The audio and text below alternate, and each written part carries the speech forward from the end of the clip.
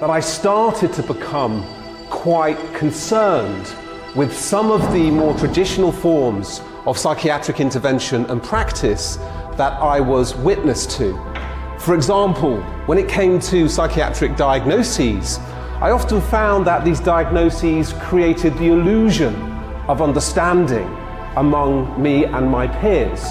I also felt that these diagnoses were generating stigma in the people I was working with, and also leading them to become confused about the real nature of their distress. Y todo esto por la sobrevaloración que se le dio al pensamiento lógico sobre el pensamiento mágico. Todo es consecuencia de eso. Los griegos, los mitos, que son sabidurías acumuladas, también permanentes, consideraban que las diosas de la noche o eran reverenciadas o se vengaban terriblemente.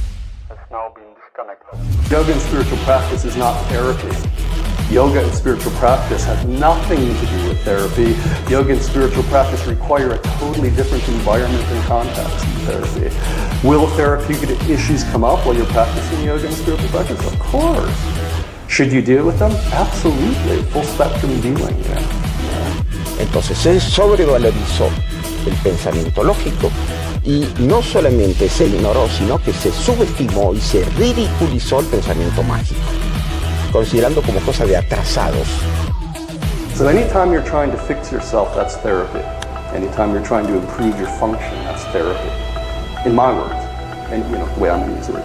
Anytime you're trying to make your sex better, that's therapy. Anytime you're trying to get beyond your sexual inhibitions, that's therapy. Anytime you're trying to learn how to give your love even though you're terrified because of an abuse issue, that's therapy.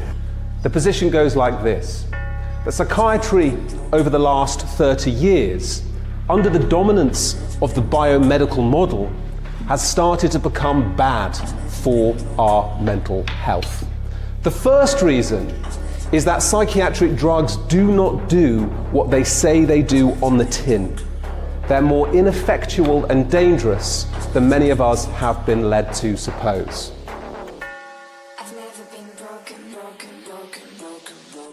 Yoga is like wiping the dust off the glass. You could be broken as fuck and still do good yoga. Really.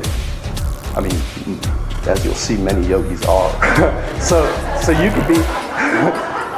could be entirely dysfunctional therapeutically, psychologically, emotionally. You could be a wreck and still be a master yogi. Is that psychiatry has wrongly medicalized more and more people in contemporary society.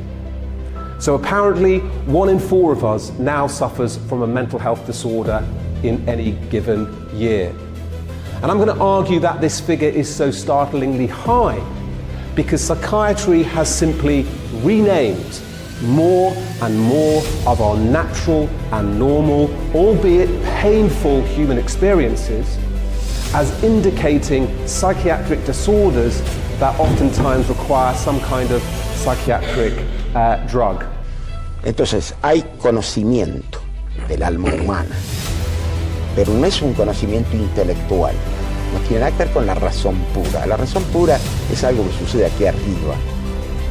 La otra, esas razones del corazón de que hablaba, son permanentes, son metahistóricos. Va cambiando el arte sin duda, pero los problemas últimos de la condición humana, eso lo dice el propio Freud, él mismo ha ido cambiando con los años.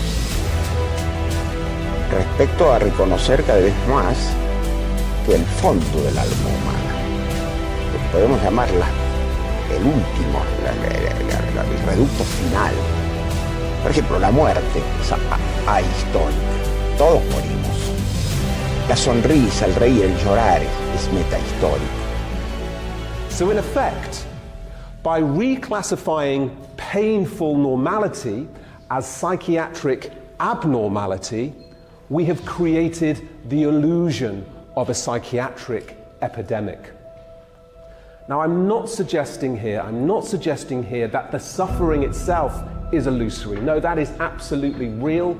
It demands attention and it demands care. What I'm contesting is the notion that this suffering is psychiatric in nature. Okay. El conocimiento del inconsciente sí se ha ido perfeccionando con los psicólogos modernos, pero no el inconsciente.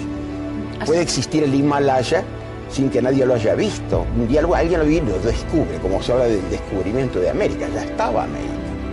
And then spiritual practice, it doesn't involve fixing the glass, nor does it involve making it more transparent to the flow of light. And again, these are just my words. Spiritual practice per se is realizing you are the light.